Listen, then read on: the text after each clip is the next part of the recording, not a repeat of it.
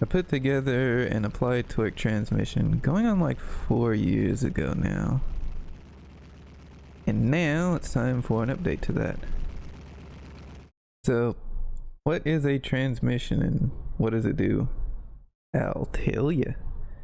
So, a transmission is just an assembly that couples your engine's crankshaft to the wheels. So normally you just think of this as the crankshaft spinning the wheels. However, this might be a horrible example. Oh, there we go. The wheels are also capable of spinning the crankshaft. In this case, my shaft is actually spinning backwards. So I absolutely want to say right now, there are better ways to get a vehicle to drive, if that's all you're interested in. In particular here, I'm just looking at some ACF3 components. However, ACE is very similar. Those are two add-ons you can, or you should rather, be checking out. Again, you just want to get something that moves. So ACF and AC actually have engines, transmission components anyway, and also guns. So that's nice. The only reason you should even be remotely considering this is if you have a prop engine. You cannot connect prop engines to ACF transmissions. So that, or you just want to screw around, because it is pretty fun screwing around. So like, every update video needs a changelog, right? Alright, well, here we go. What is new? One of them is this. So this is a wheel differential unit. The old transmission had really only two variants. There was a single gear that you could ball socket your wheels to, and there was like this tank differential. I ended up calling it like a cross drive differential. However, in addition to those two, we have a differential, an honest to goodness differential. Power will go to the side of the vehicle, or the gear in this case, that's encountering the least resistance. Now I will say you can influence this. So there's a few variables, there's a couple actually. So there's a diff lock. If you wire something and have a chip set this to 1, you can have a differential lock. And there's a diff spring, because I don't know what to call this. You wire this to something and set it to a decimal value, 0 to 1. This will, if you set it higher, so closer to 1, it'll encourage the differential rate, so the differential between the two wheels. Keep saying differential enough, it's gonna make sense. But the relative rate between the two wheels, it'll seek out 0 basically. But if you have this set to exactly 0, it'll roughly approximate an open differential. And the next change is technically not something new. However, it's standardized across all of the wheel units, let's just call them. So there is an accumulator acting on the slip of the wheels. So I'm just calling slip the difference between what the wheel's RPM actually is and what it should be, basically.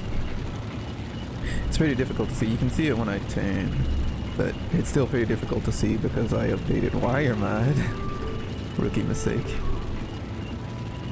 Especially when I turn, you can see left slip and right slip, which are unorganized now. Those get really, really high. So there is an accumulator, which I've turned off to show you the slip. Just put that back to 3.5. So the accumulator isn't perfect, but it does help get rid of the slip. You can see when I begin to change wheel acceleration, you can see the slip becomes a sort of large value, but eventually it stabilizes and it's pretty tight. Alright, let's look at setting this bad boy up again.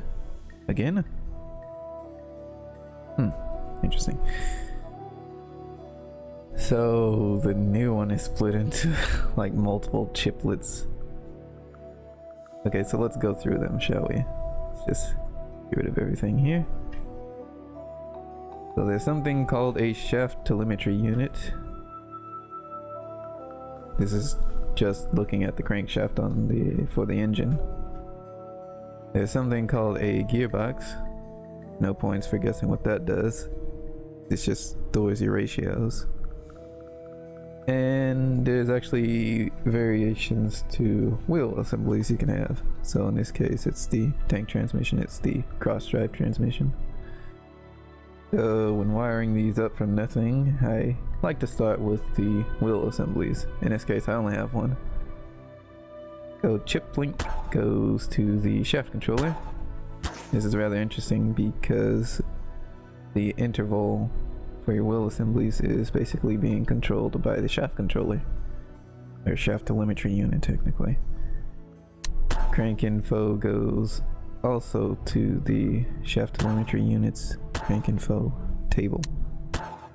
Gearbox info goes to the gearbox chip. And we're gonna stop wiring the wheel assembly for now. We go to the telemetry unit. The crank just goes to your crankshaft, and base is optional. So if you wire this to your base plate, you can get reaction torque on the base.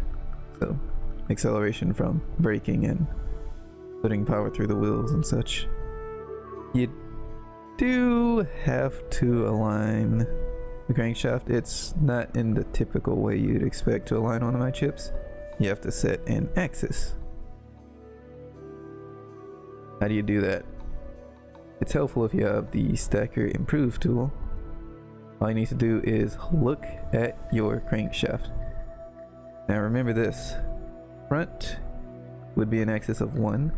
Right would be an axis of 2. And up would be an axis of 3. So which way does this thing rotate? Well, my crankshaft rotates sort of around like this. And so it's going to be spinning around the up axis.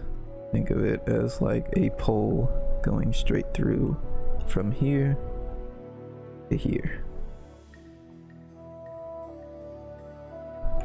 In this case, my crank axis is already set to 3. Okay, and again, covering basic setup, we'll talk about some of these settings later. So now back to the wheel assembly. Right gear goes to, I should say right gear and left gear. These go to whatever you want to use as your gear props. I'm using a tank and I just wire that straight up to the wheels. Drive wheels anyway. I almost forgot. You also need to align your wheels. So remember, this is the axis they rotate around. And it's fine if your axis XI aren't aligned. So you can see this right axis faces that way and this right axis faces this way. The only thing that really matters is the value of the axis. Make sure you put that in right. So in this case that is axis 2. Okay, so there are more settings on these chips, but that's going to be it for the absolutely required stuff. The rest is things for, you know, other chips are going to be controlling. And just to give a bit of redundancy, I have a little bit different of a setup. Here's an 8x8. Because the transmission assembly is modular, you can see we still have one telemetry unit, one gearbox, However, we have 4 differentials. So once again, we start with the differentials. Go ahead and wire all the chip links up to the chimp link. Harambe. Crank info. Here we go. Gearbox info. And go ahead and wire up the crank to the crankshaft. This is rather awkward because I put the shaft inside of the engine. Go ahead and wire up base. Sure. Now, again, let's check our alignment. Accurate Improved is a great tool for this. This also spins around the up axis, which is already set. That's good. And oh, this is gonna be kind of annoying. Right gear, left gear. Also, I'm wiring these up to the wheels. I'm not sure if the car builders would approve of this. Is there a difference between car builder and truck builder? I'll have to ask Don about that one. I'm not really sure.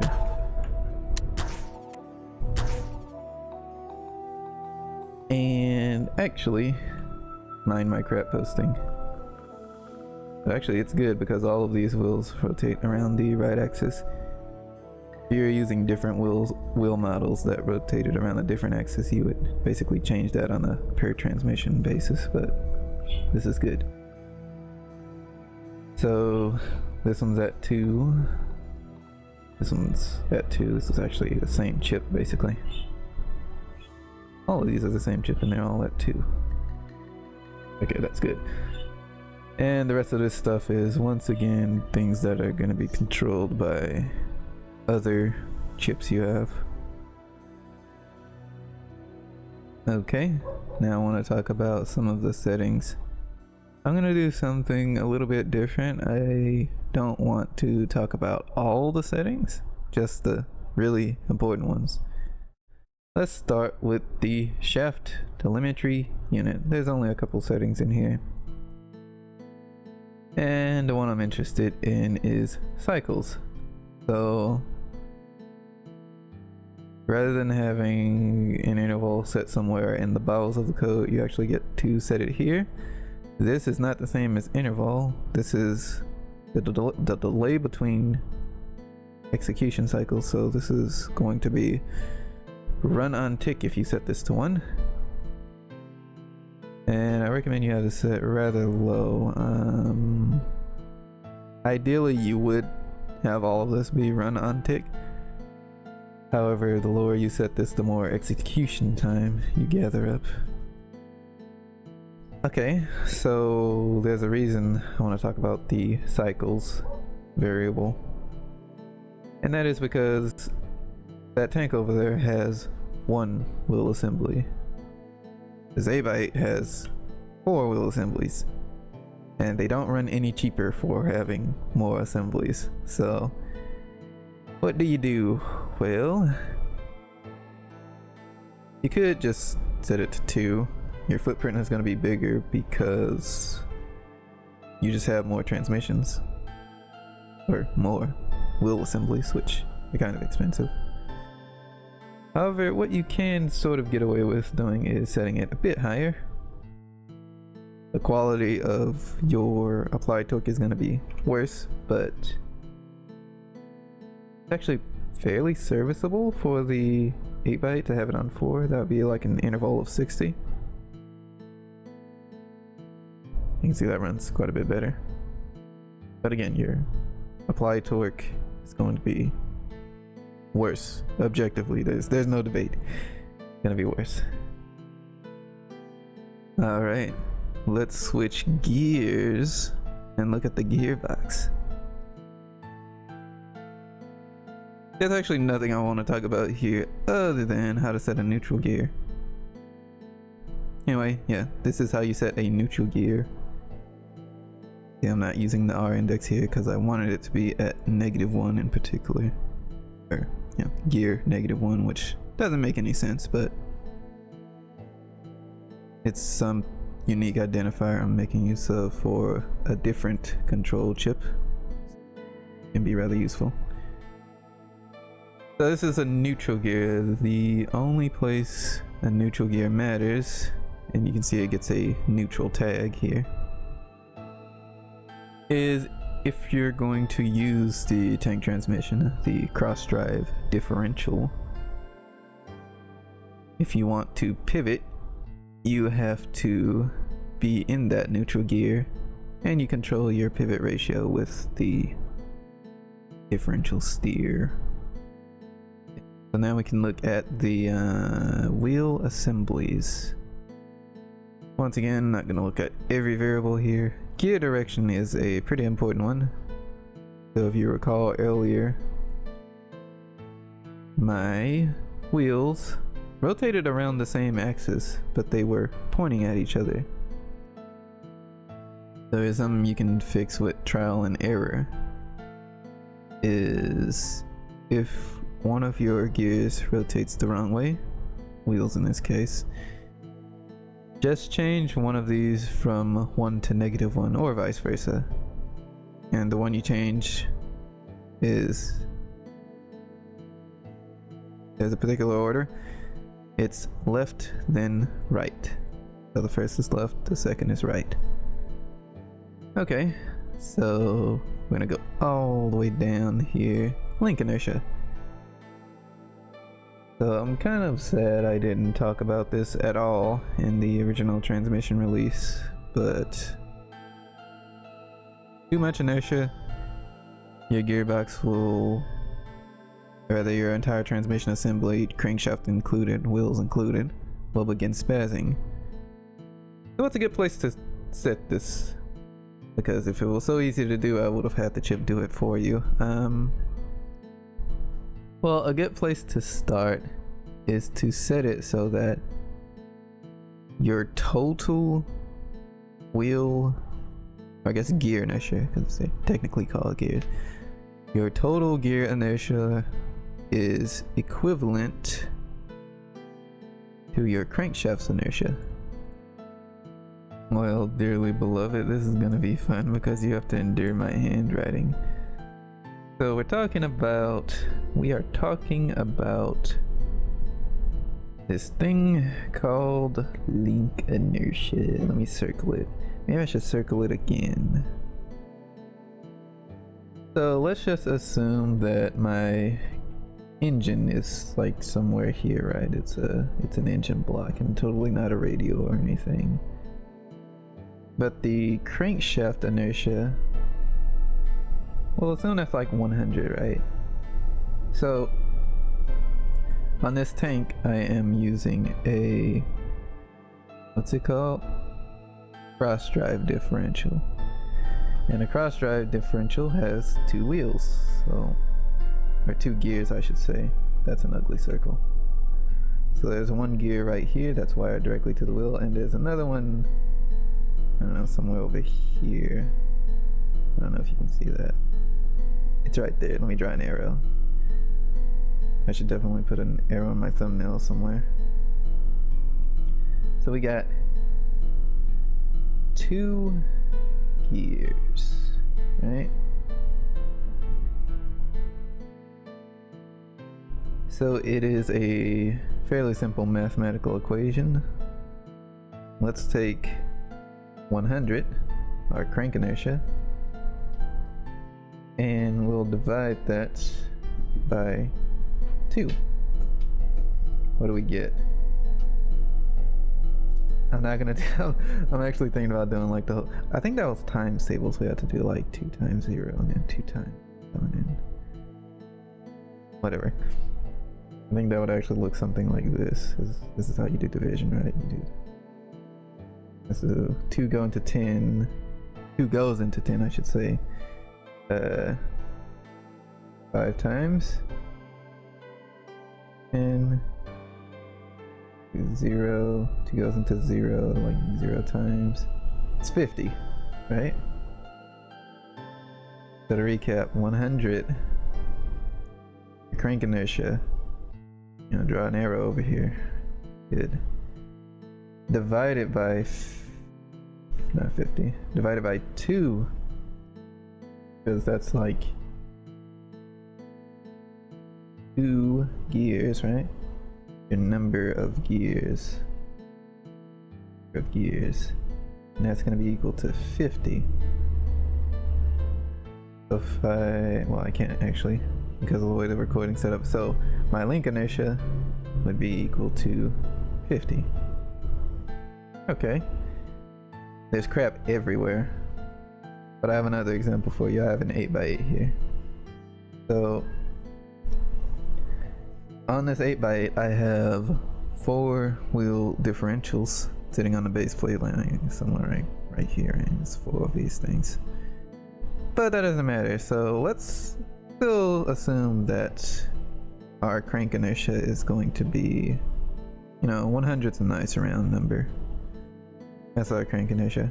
So as you can see, we have 1, 2, 3, 4, 5, 6, 7, 8 wheels. Okay, well, let's get it. So we have 100 divided by 8 wheels. So 8 goes into 1 0 times. 8 goes into 10 1 times. It's gonna be 8.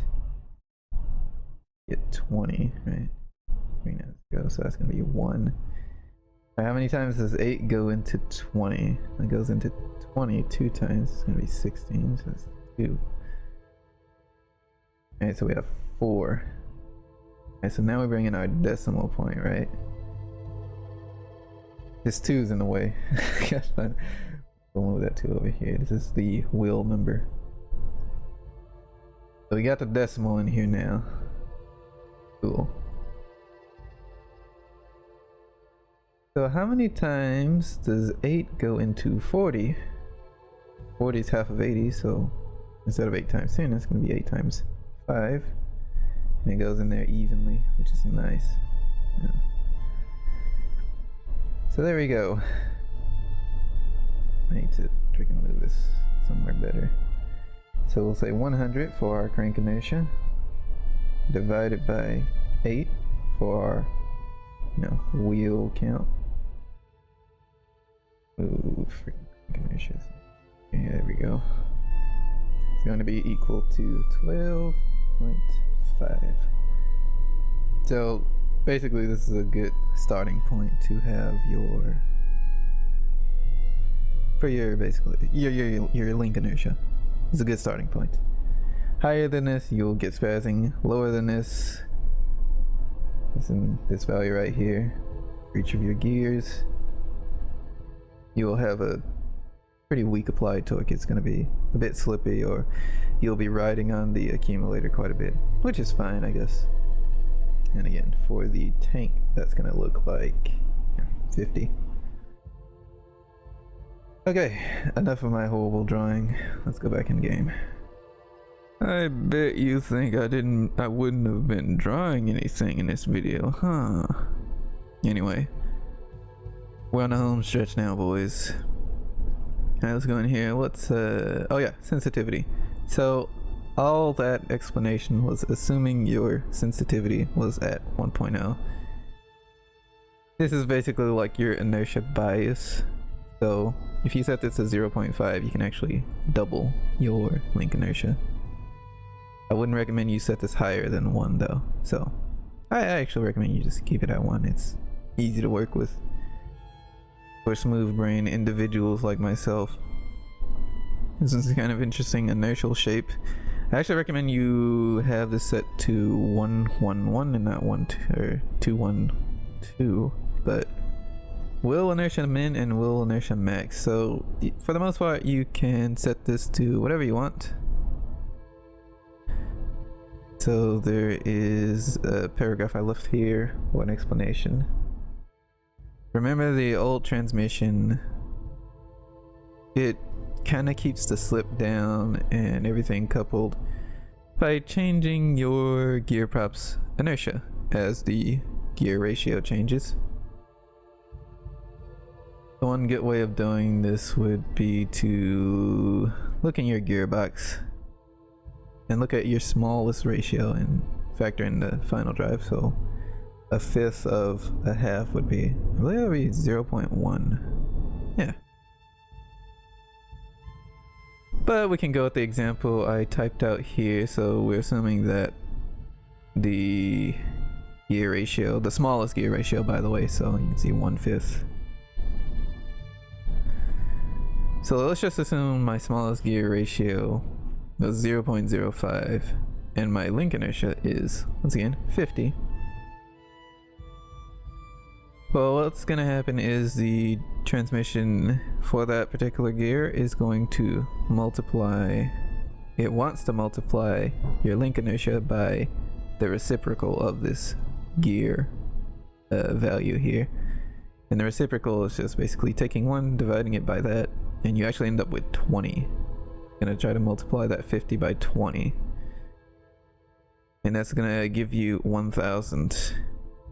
So it'll want to go to 1,000 in the example of having 0.05 gear ratio. But in the case of doing 0.1, technically it'll do like, okay, what's the reciprocal of a tenth? Well, it's just gonna be times 10, so 50 times 10 would actually be 500. So I set this a bit high, but I also do pivoting, so you have to factor that in as well. But otherwise, these are basically hard limits for what the gearbox is able to set your gear's inertia to. And with all of that, I do believe we're done. The rest of this stuff is like, you know, you can poke around with the comments, you can poke around with the stuff I left in here. Not even gonna try to talk about iterators. Have fun. Alright, we're at the end of the video. I just want to say all of these are going on the GitHub repository. So if I were to go back and click on the expression 2 folder, scroll down a little bit. I'm not sure if there's a way to organize by latest. Anyway, it's going to be all the IAT stuff. So you have the gearbox. You can go ahead and copy raw file or download it, I guess. Whatever you want to do. We have the shaft telemetry unit, the cross drive differential, the regular differential, and the single, which I didn't talk about in this one, but it's that old single. It'll be fine. So you can get all of those. Also, I did put together a few vehicles, test vehicles mainly. They are all very goofy. Goofy handling wise and goofy in looks as far as the trial tank, as I call it. But I'll have a Google Drive link somewhere in the pinned comment. And to get all of that stuff, I uploaded it as one folder, but it like spewed the contents everywhere, so what we can do is just do download all. Oh, it's zipping.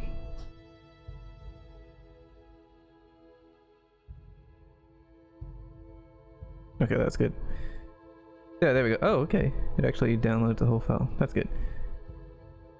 So you go to your Gary's Mod data file folder, I should say, and go to Advanced Duplicator 2. Drop the transmission pack in there. So in Gary's Mod now, I forgot OBS does the thing where it like black screens when I switch active tab, but in Gary's Mod now, you have to hit this refresh if you already have Advanced Duplicator opened, but you'll be able to see, there it is, transmission pack, and there's some AC variants for things using ACF engines, ACF3 and AC, and you know, a whole bunch of goodies. Get the models for the engine I was using, and the tank, of course. Alright, well, that's gonna be it for the video. If something's not working, or if you need some help with something, do let me know. No. Try to help you out with that. Also, if YouTube comments are, you know, a little bit too slow, there's a lot of information to pass back and forth. I am a member of the AC and ACF3 Discord. I just lurk in there. Look at what people's building, all that. But otherwise, that's going to be it for this video. I'm going to go lie down now. Not after driving my tank around some more though. Tank?